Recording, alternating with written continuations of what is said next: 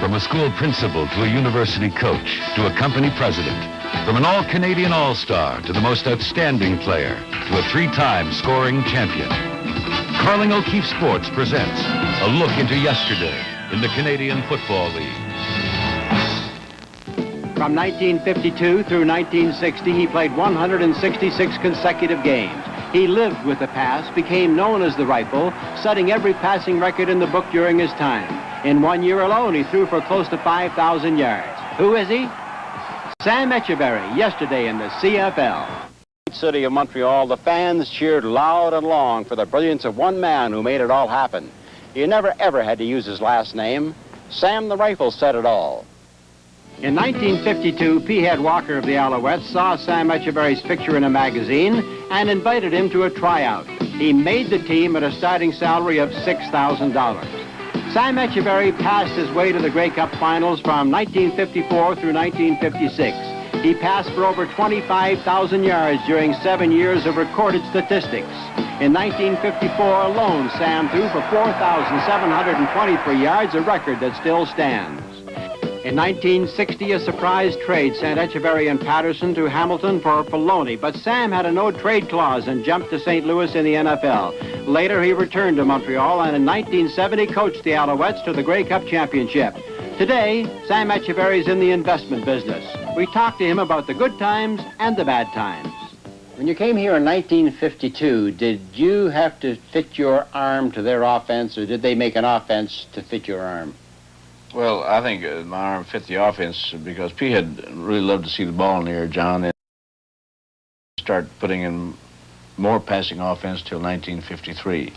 But I think P had really just about let you run the club out on the field, did he?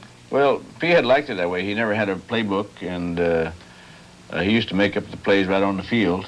And in all the years that I played for him for 8 years. He sent in one play in 8 years, so he loved to see the ball in the air, and if ever I tried to run the ball, have a little bit of a running attack, he would tell me to throw the ball. So as a result of all that throwing, thus the name Sam the Rifle. That's right. Well, Larry O'Brien's the one who put that name on me.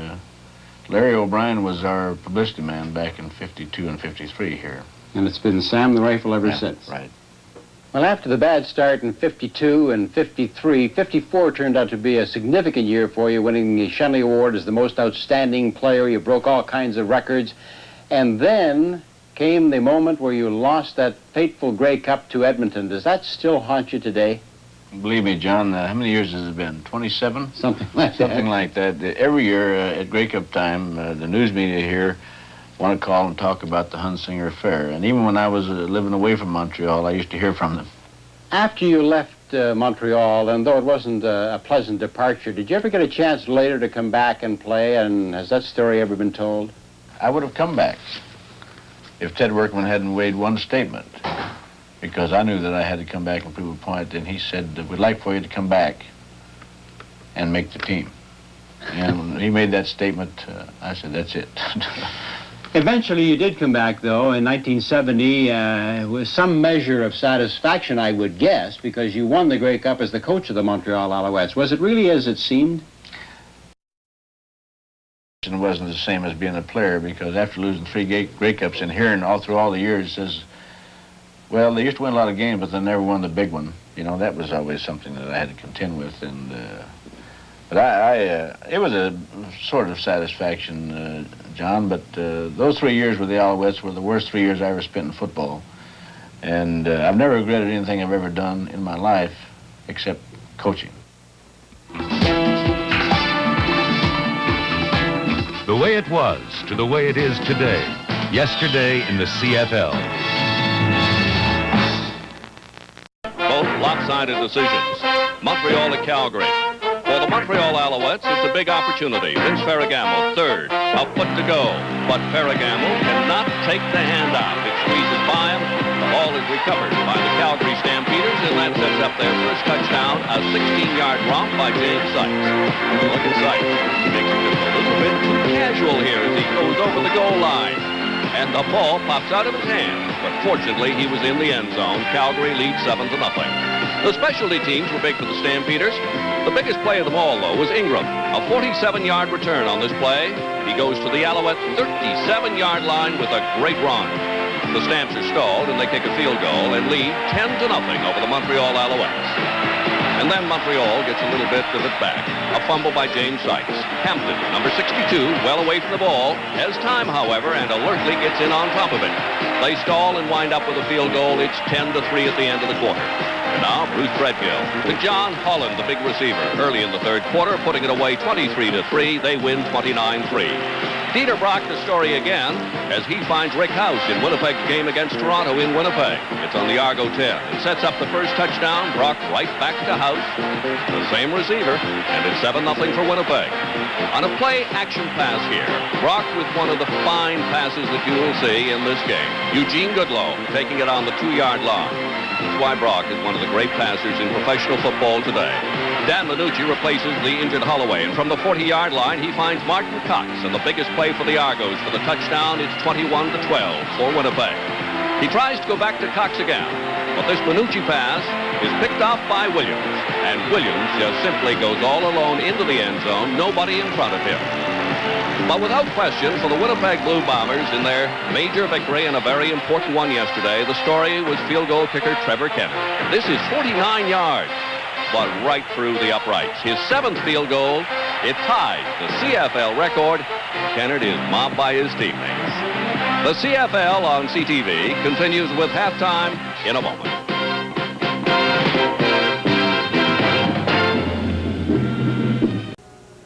As the score is Saskatchewan 12, Hamilton 4 might indicated, the defenses really have dominated in the first half of this game, and they provided all the excitement and the big plays.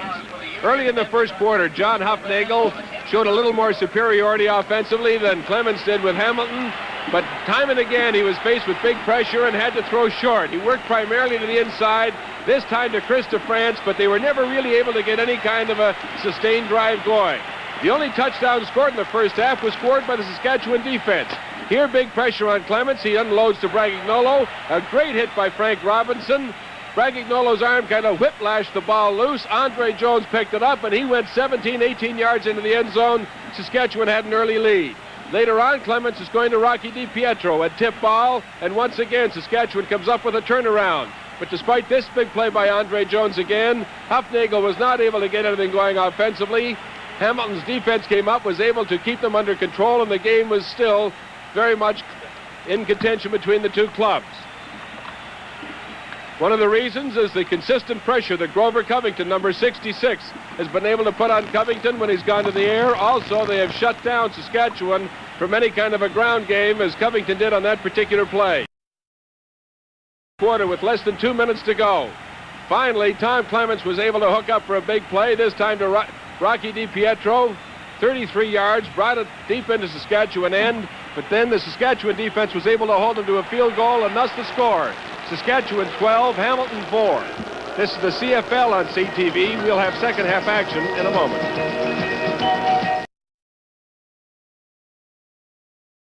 A lot of football coming up later today, of course, an important game. Ottawa Rough Riders are playing at Edmonton. It's important to the Ottawa Rough Riders. And next Saturday we have Montreal at Toronto. That's the big game that could decide the final playoff spot in the East. Winnipeg is playing in BC. That is the West Regional, and that'll be on the Western Television, Winnipeg at BC. Sunday we have Calgary at Ottawa, and then Edmonton at Saskatchewan. By the way, for this second half, I just talked to Joe Ferragelli, and he says he's switching quarterbacks as usual. It'll be Joe Barnes at quarterback for the second half. Now let's go to Pat and Mike. Well, thank you, Bill. And the situation quite simply is this. The Saskatchewan Roughriders are trying to move into a three-way tie for second spot with BC and Winnipeg. An all-important contest for the Riders, who will be kicking off in this second half. They lead the ball game 12-4 as Fields and Stapler await at their 10-yard line. Watson kicking into the wind. And he squibs it down along the ground. DiPietro picks it up at his 32 and is cut down immediately. The ball comes loose, but the Ticats have recovered. You know, the Ticats may not have the same degree of motivation because Saskatchewan has, because they have locked up first place in the Eastern Division, but they're not playing that way. Playing hard, their offense just isn't gelling. We've talked about the type of errors they've had. You see the stats. Really, both offenses have had trouble putting things together, but don't think that Hamilton's laying back on this one because their defense has been extremely strong. They start from their 38-yard line, and the give to Rufus Crawford gets to the line of scrimmage, maybe, not much more. Lyle Wozniacki, 76, and Mike Samples, 66, there to bring him down. So make it 2nd and 10 for the Ticats from their 38.5-yard line. I wouldn't think a Frank Cush team would know the expression, take it easy, we've got it locked up. I think he makes them feel that, look, if you're going to be excellent, you have to be excellent throughout. You can't let down now or you'll find yourselves let out in the playoffs. Clemens throws. Oh, what a catch by Baker. Oh, he went high in the air to spear that at the Saskatchewan 54-yard line. Billy McBride was with him, but Baker went high in the air to grab it. I'll tell you, it could be bad news for Saskatchewan. In the first half, these kind of catches were not being made. The ball was being dropped, and Hamilton went nowhere. Early in the third quarter, a circus catch by Baker, and they're on the move. First down, Hamilton.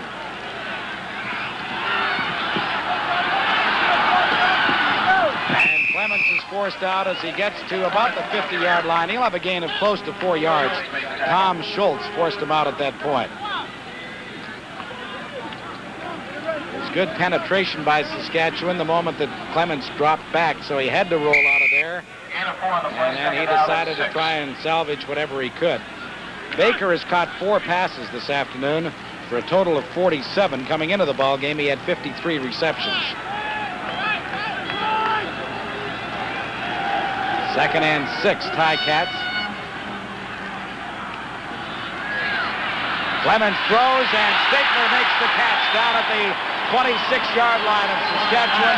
Steve Dennis on the defensive coverage for the Riders, but another important first down. Hamilton has worked almost exclusively to the sidelines when they've gone to the air and gone deep, but this time they had their wide receiver, Steve Stigler, come back into that zone and just work through the seam, getting open, working against Steve Dennis. 25 yards to gain. First down, Ticats at the Saskatchewan 25-yard line. Clemens going to the end zone for Baker. Touchdown!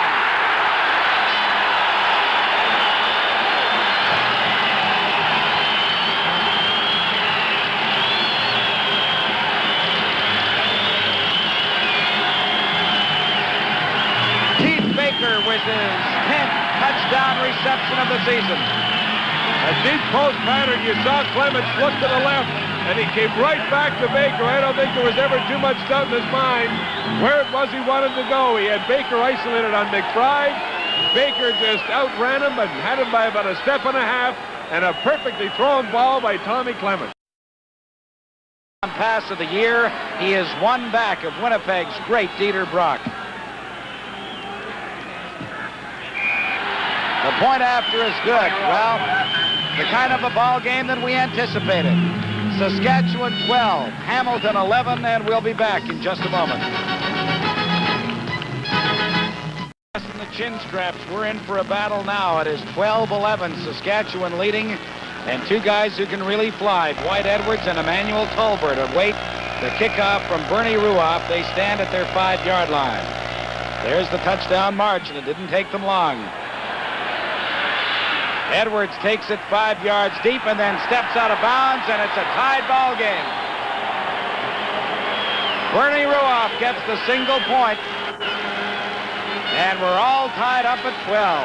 Well, that's the point back, Pat, that you mentioned could be so important when we saw Paul Watson do the same thing for the Rough Riders in that first half of play.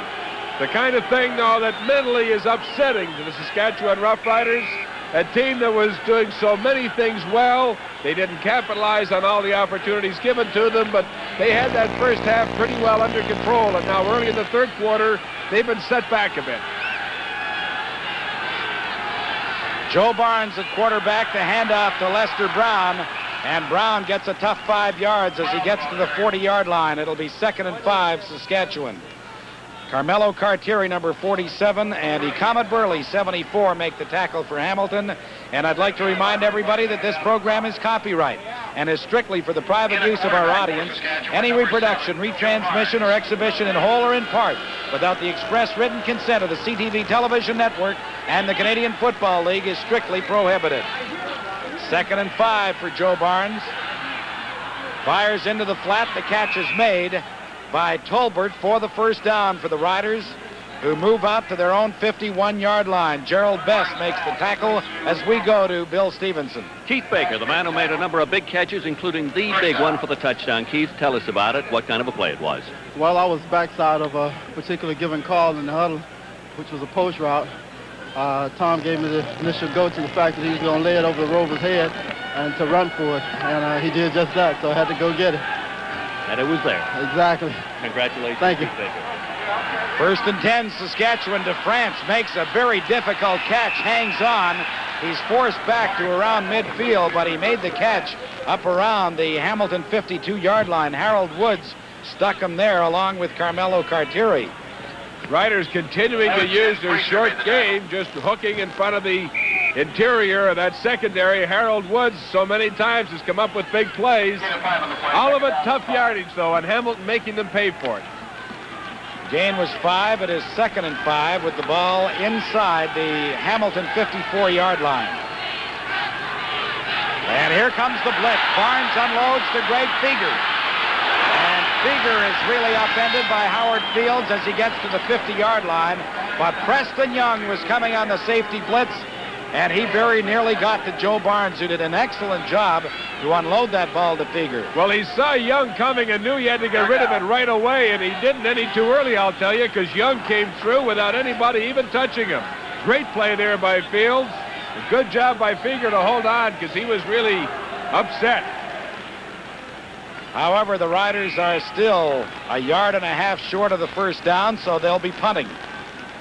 Stapler and Fields drop back. We've played just about 5 minutes of this third quarter, and we're all tied up at 12. It was 12-4 at the half. End over end kick by Ken Clark bounces to Stapler at his 10. And he has nowhere to go as he got maybe to the 13 or 14-yard line. Good coverage, though. I'll tell you, the Riders don't seem mesmerized by that 8-point explosion by Hamilton. They came back, moved the ball, did a good job, and now they've got Hamilton in pretty tough field position. Their defense can continue to come on. They'll still have this game very much in contention. And that was very much the story of that first half, where Hamilton was getting the ball in bad field position, and the Rider defense was doing a number on them. From the 13-yard line, it is first down Hamilton. Rufus Crawford. And Crawford got his legs tangled and falls down just as he crosses the line of scrimmage. He may have a gain of about a yard, covered there by Frank Robinson. Gentlemen, I'd like to tell you about some great college ball we've got coming up. You know, the ball across the country has just been sensational in the CIAU, and next weekend there are 10 games, including St. Mary's at Acadia, Concordia at Bishops, and Carleton at Queens. Just 3 of the 10 scheduled, all starting at 2 o'clock Saturday, October the 17th. That's next Saturday. 2nd and 9. Hamilton. Clements in a lot of trouble, but he rolls out of there. And now going for Leif Pedersen. He makes the catch. Pedersen and Bobby Jose became entangled. Jose is furious. He feels that Pedersen interfered with him. But Leif came back to the ball. No question that he did. Doug McIver takes a shallow route right here, gets caught. Clements rolls to the outside. But watch Leif Pedersen. He'll push off right there. He pushed off on Jose, was in a position to get the ball, which was really underthrown. 48 yards, the gain on the completion to Leif Pedersen that they'll be talking about for some time. First down Hamilton at the Saskatchewan 48. Clements throws. DiPietro makes the catch and is upended immediately by Andre Jones at the 40-yard line, but he'll have a gain of about 8. And when Tommy Clements gets hot, boy, the pressure really does revert